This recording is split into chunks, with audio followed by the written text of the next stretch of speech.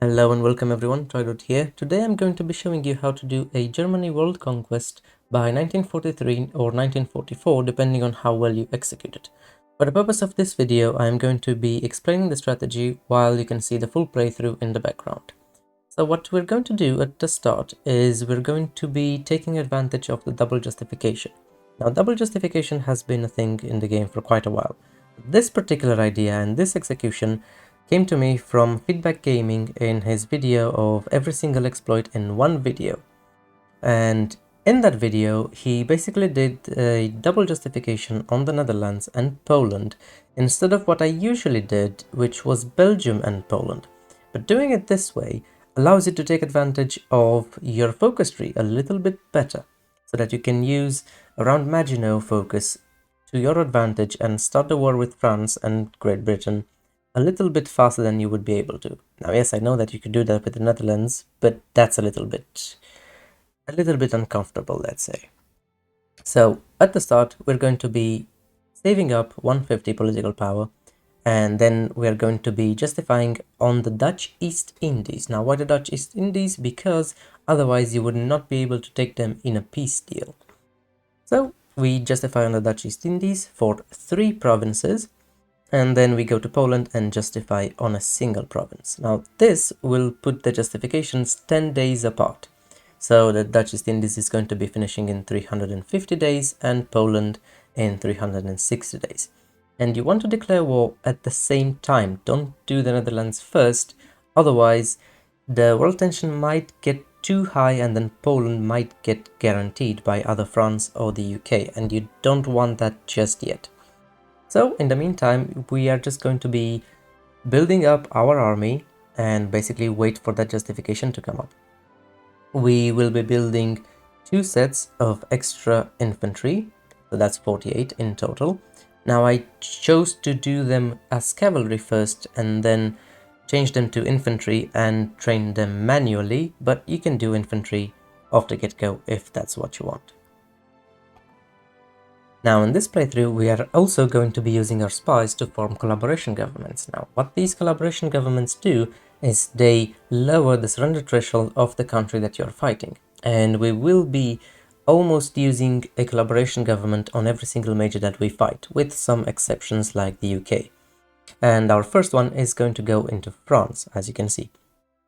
The thing is, France already has a surrender threshold that is really low.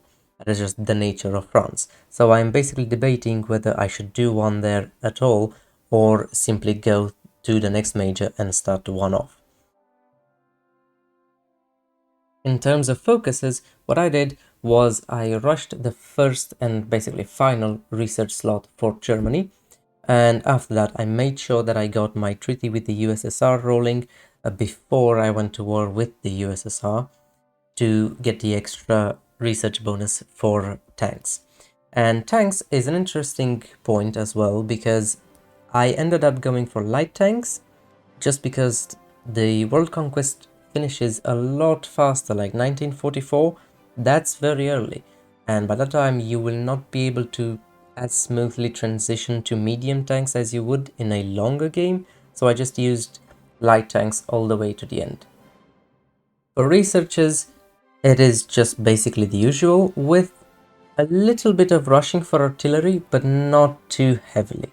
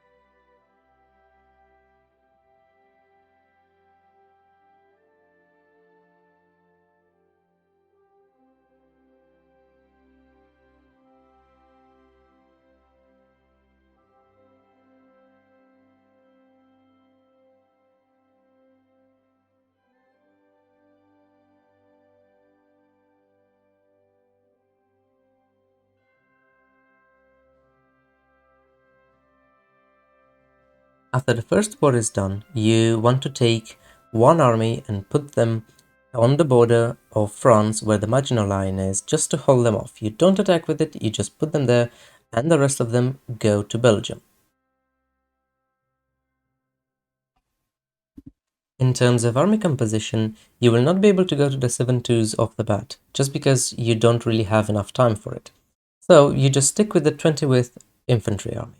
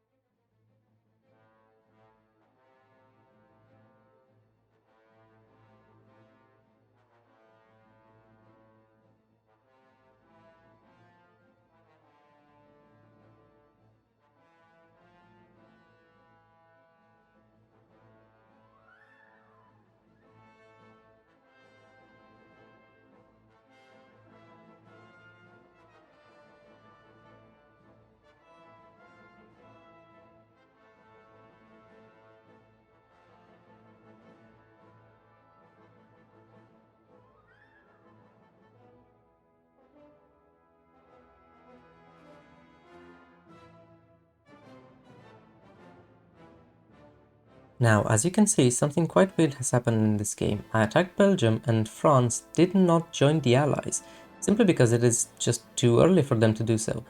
But I just adjusted and I went for Great Britain first. But this was not actually an advantage, as you will be able to see in a moment, because France ended up joining just a little bit later, and I had to pull out troops from Great Britain back to France in order to take them out. So they just managed to advance a little bit into our territory, but that's not a big deal. Thankfully, they didn't get to our ships or to our air force in time.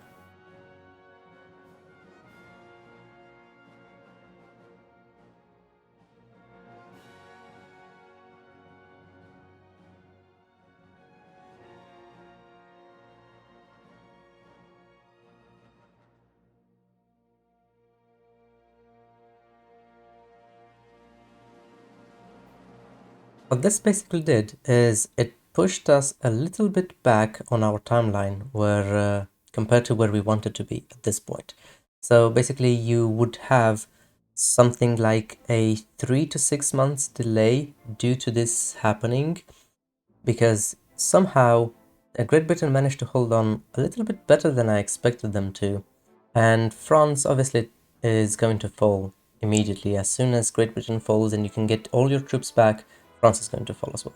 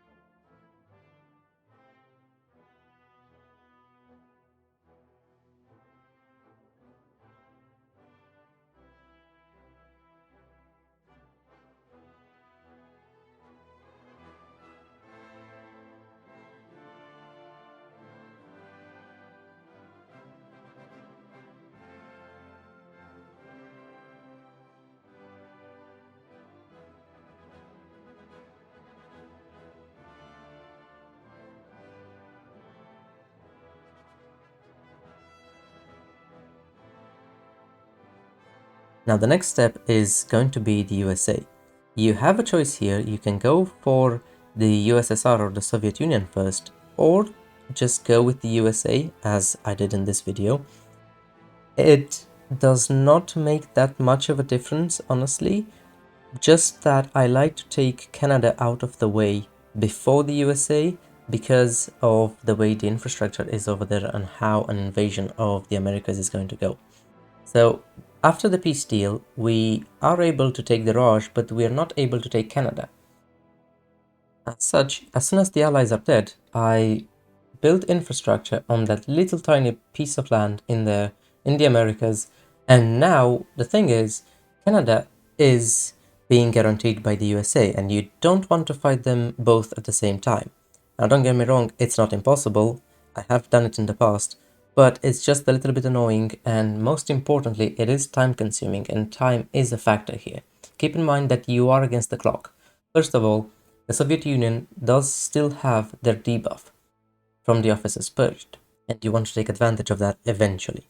And the other ticking bomb that is in the game is Japan, because Japan is 100% going to attack the Philippines. And you want to be done with the USA when that happens, and you also want to be done with the Soviet Union when that happens, because the Philippines are going to be yours and Japan will be attacking you. So at this point, I'm just looking for countries that are being guaranteed by Canada. That way, it will not drag us in a war with the USA, and it will still allow us to take Canada out.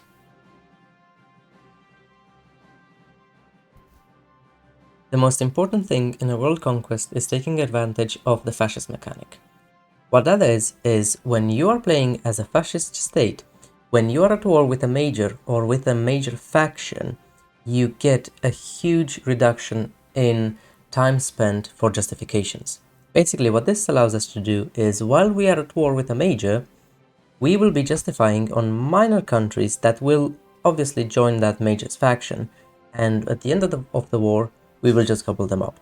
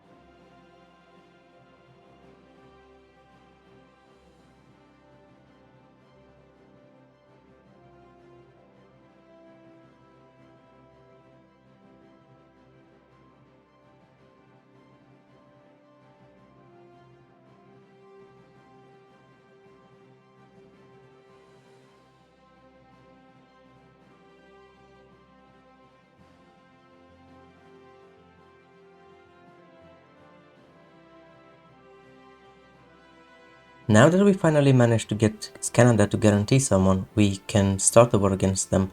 And that war is going to go really, really slow because of the infrastructure that is in Canada. So you just push forwards, put them on aggressive, and basically not care about them. They will do their job, and in the meantime, focus on not wasting your justifications. Try to eat up as many countries as you can. Talking a little bit about army composition, we did not manage to get our 7.2s going, so we are just going to go with 20th infantry and pray that is going to be good enough. And it is going to be good enough because of the sheer power that we have.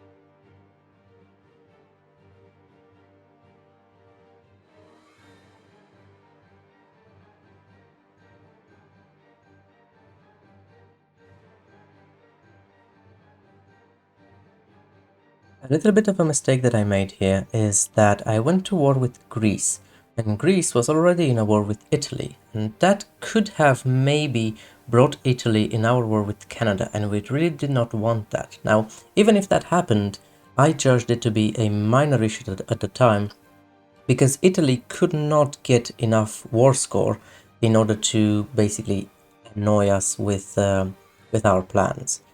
But still, it was a little bit risky, and I really don't recommend you doing it. Even if Italy manages to eat Greece, and they probably will, it will not be a big problem in the end.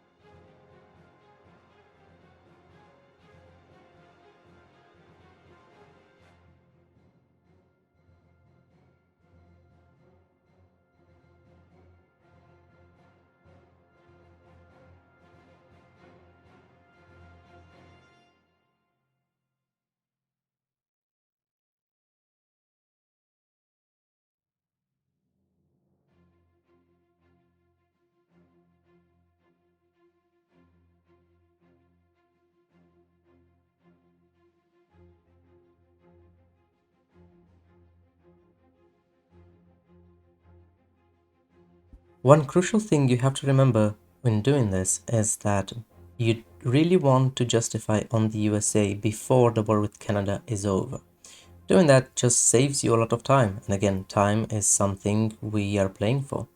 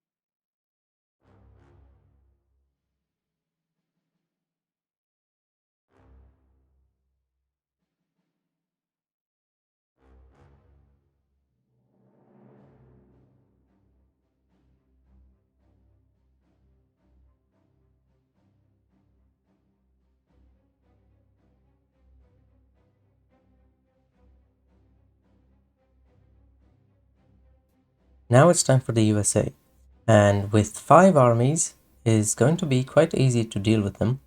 And you also have to remember that by this point we have already done at least one, hopefully two collaboration governments with them, so that their surrender threshold has been lowered significantly.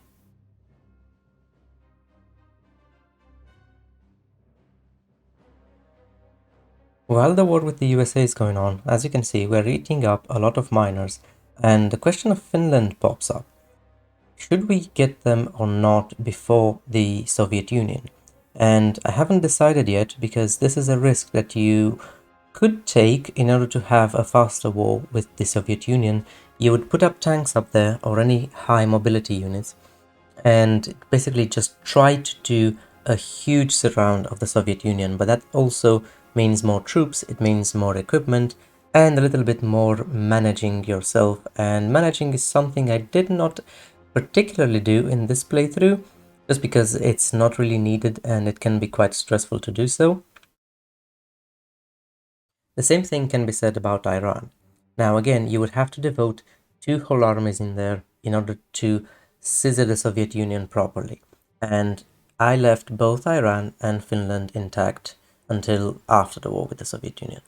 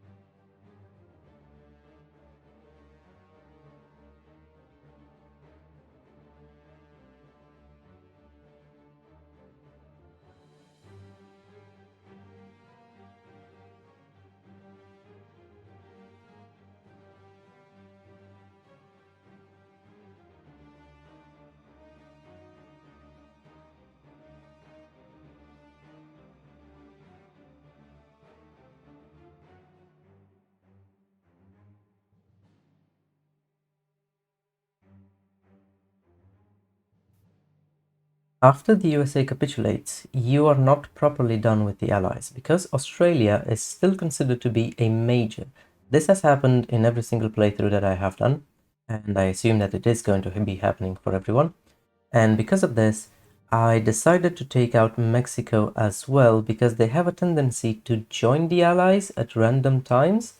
And what that means is that they might liberate the USA while you are at war with the Soviet Union, and it just causes unnecessary complications.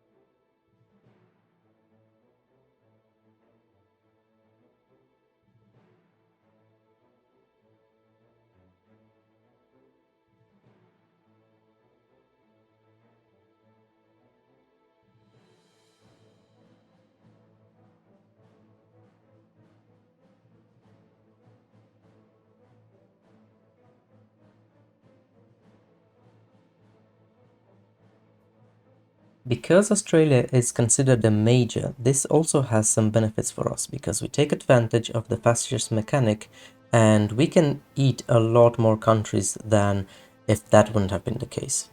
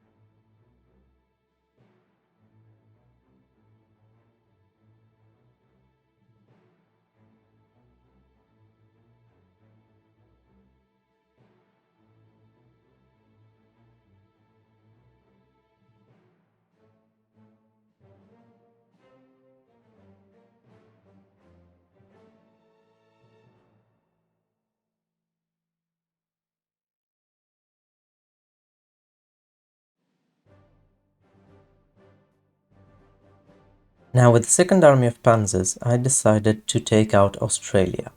Simply because when Japan is going to be attacking the Philippines, I want the Philippines to be in my position instead of the USA, because that will bring Japan into the war with the USA and they might get some war score that might be annoying to deal with in the peace deal.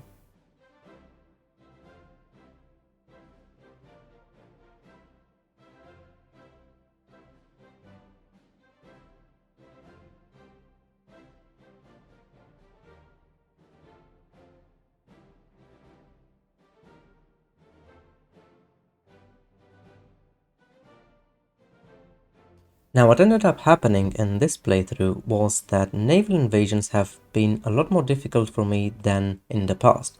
I have simply not been able to take some ports, and if that happens, you just build ports where you land. You can sort of go around it that way. You will see a trend during this game of not being able to do successful naval invasions, especially against New Zealand. I ended up losing quite a lot of troops in there, and obviously some time.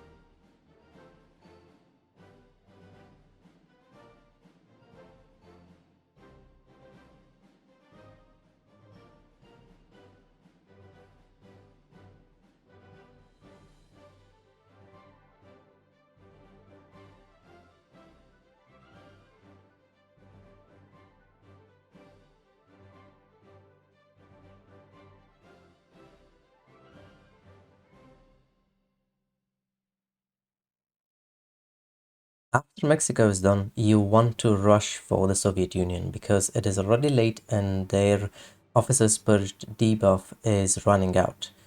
I am again a little bit late because of what happened with France, so we don't take the full advantage from that.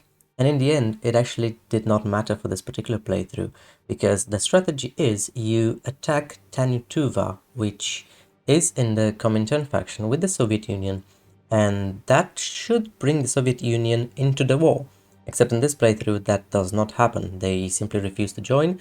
I waste a few months just staring at the screen, and I decide to attack them directly. Because if you attack them directly, they actually get a buff, a positive modifier, which is the Great Patriotic War. Even so, if that happens, don't panic. Even with the Great Patriotic War, that is basically the way to do it, the proper way to do it.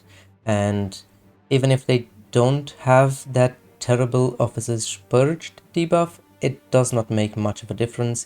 You have 5 armies in there, and they are more than capable of taking them out. You also have ciphers that work to your advantage, and you will have air superiority if you have been keeping up with the air production.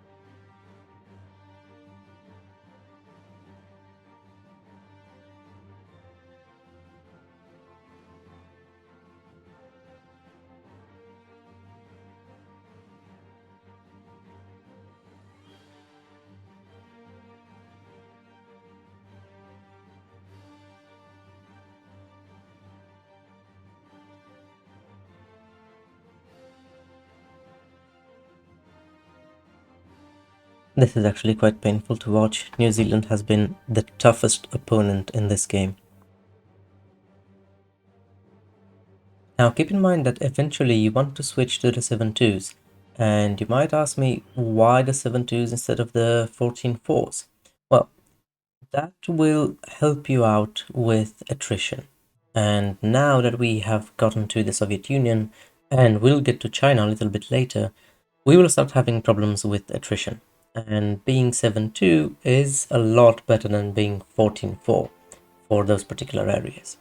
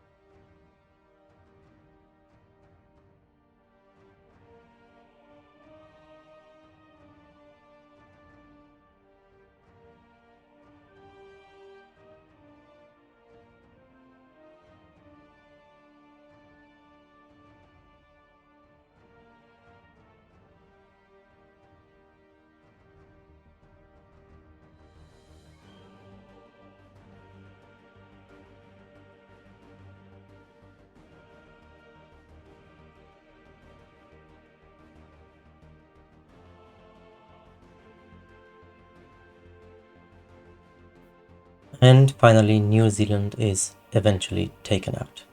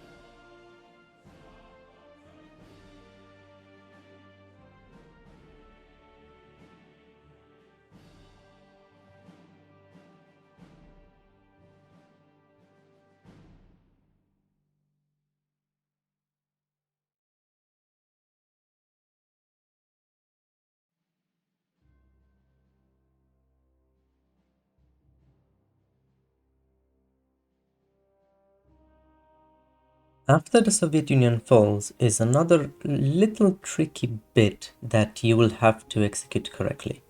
So now you have Japan at war with you over the Philippines, but you don't want to take them out just yet. The trick about it is that if you take Japan out, then China is going to most likely puppet them because they don't have enough war score. China's war score is immense because they have been fighting Japan since the beginning of the game, and you will simply not be able to make up for that.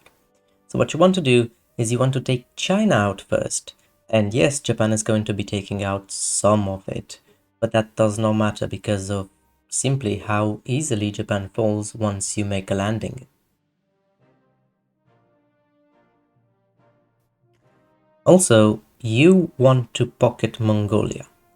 You want to pocket them because they are still in the Comintern, and if you somehow get them in the peace deal with the Soviet Union, just leave them alone.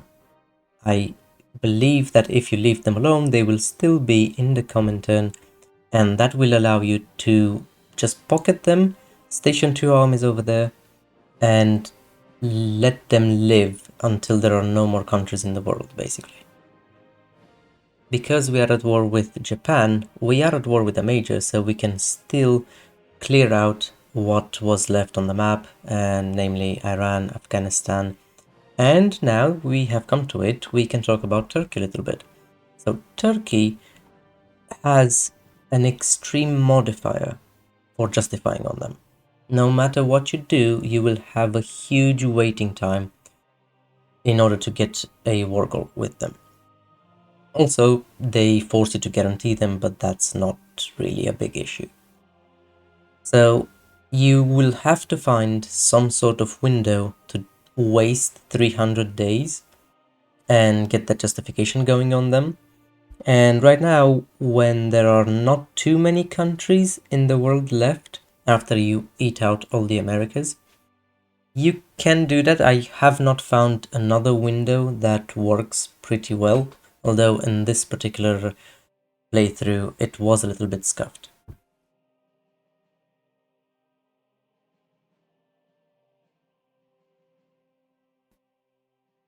So the war against Japan and China at the same time is not going to go that fast.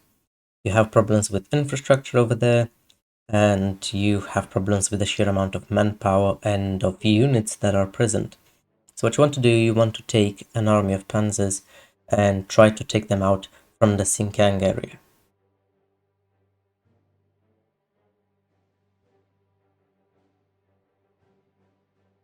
Still, this is not a big problem, as we still have some countries on the map that we have to take out before we are done with China and Japan.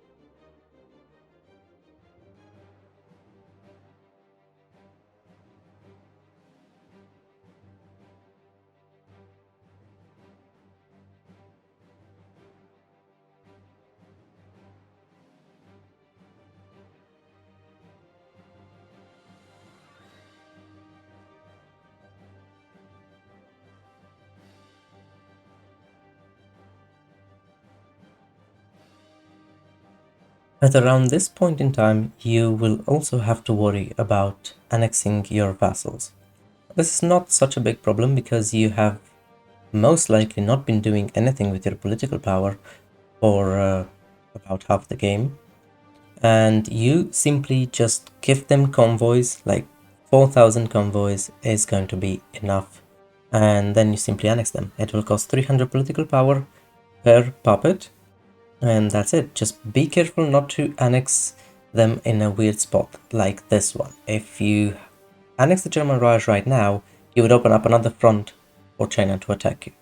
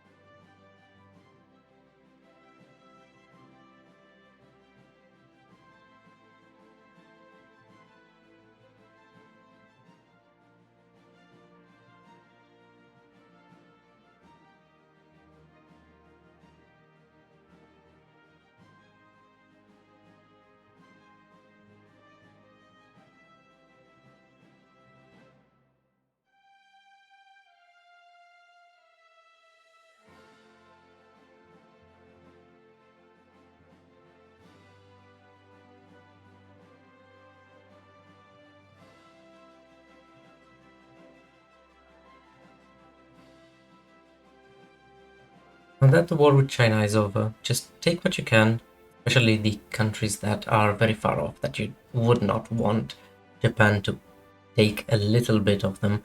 And maybe some of these countries might turn into a major in the war with Japan, and you definitely do not want that if Japan puppets somebody.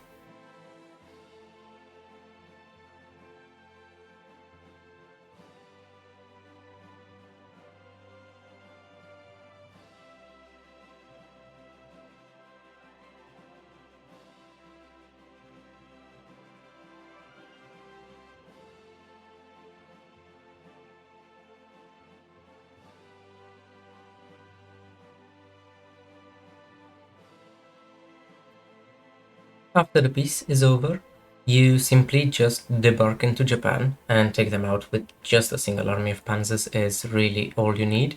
Make sure that you have the justification of Mongolia going, and after Mongolia, we only have Italy left.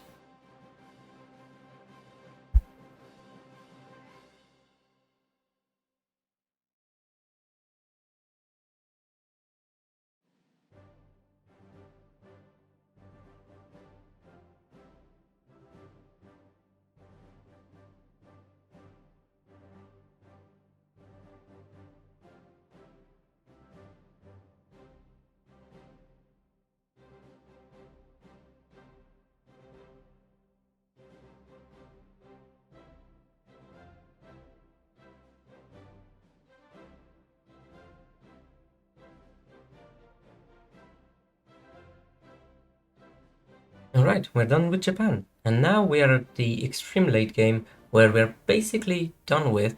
And what happened here is that I timed my justifications very poorly and they were not ready in time. So I had to take out 3 armies to go for Brazil, and this was just a waiting game at this point. I wasted too much time to be able to finish in 1943, although it was definitely possible in this particular game.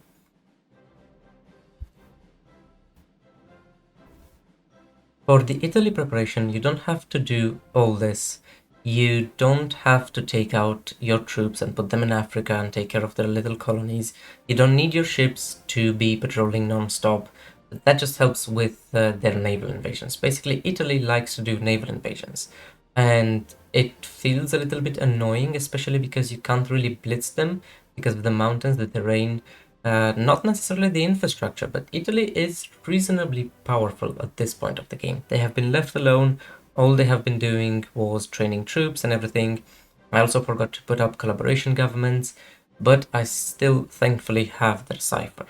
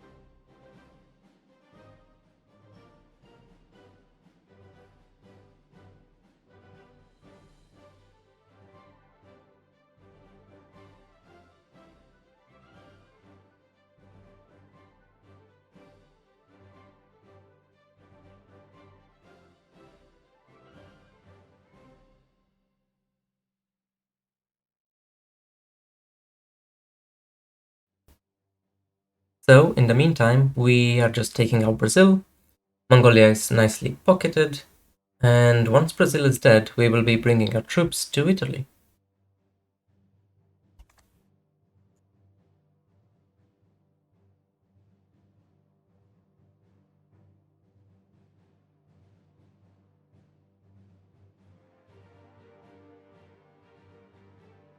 We also finally got the justification going on Turkey and take them out really, really easily.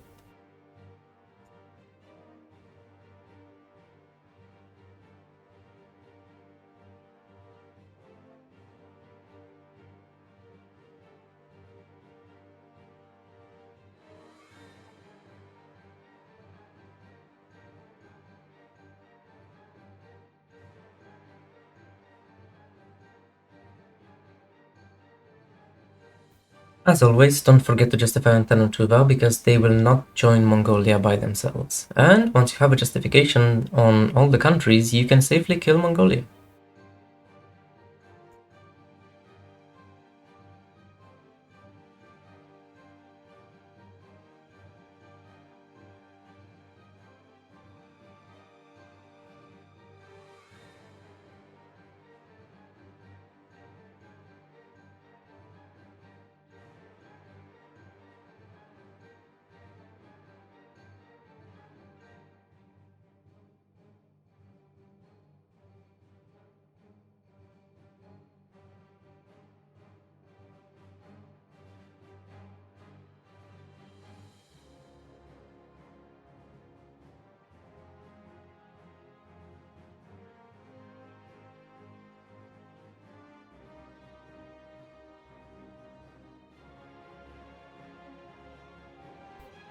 And this is pretty much it. There is nothing else to show. Italy is going to fall momentarily, and the World Conquest is going to be over.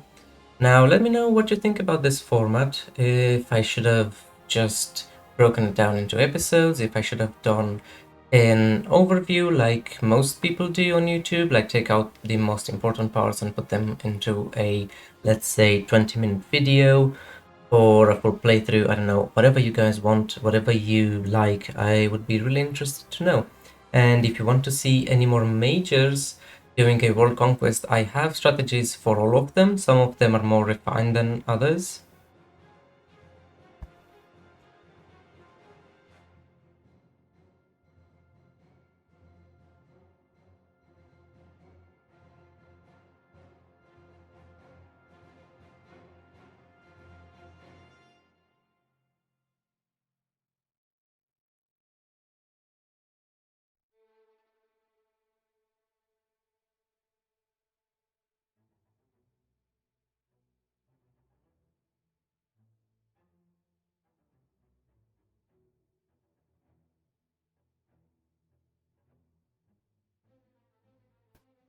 And just to go out with a bang, with so many problems that we have had with the naval invasions, I decided to do one final naval invasion into Italy to get this game over with.